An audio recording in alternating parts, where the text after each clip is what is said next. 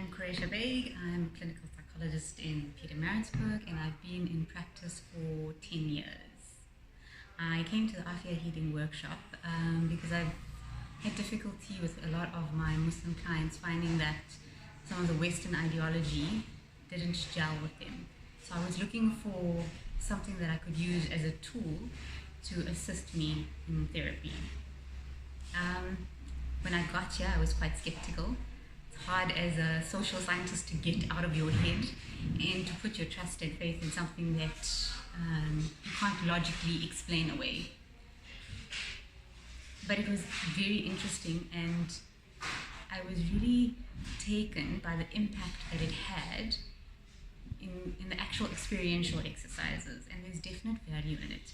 I think there's also a lot of things that make sense and have just affirmed things that I've heard in my faith for so many years but never properly understood. So it's really also woken up my own spirituality in a way that feels very peaceful for myself, and I think that's always the best way to learn something and to be able to impart from it. So it's been an incredible experience, and one that I definitely recommend for everybody, because there's definitely value in the process.